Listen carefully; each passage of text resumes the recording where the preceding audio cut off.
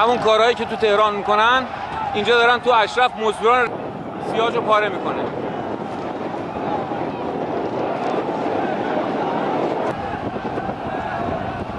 یه جیپ رو زد با بچه‌ها، به همراه بچه‌ها جیپ رو زد.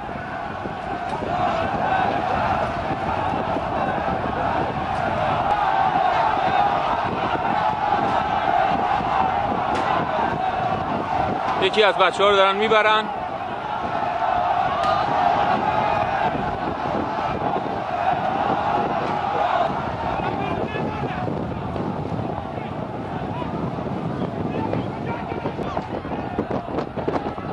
با سنگ میزنن به بچه‌های ما.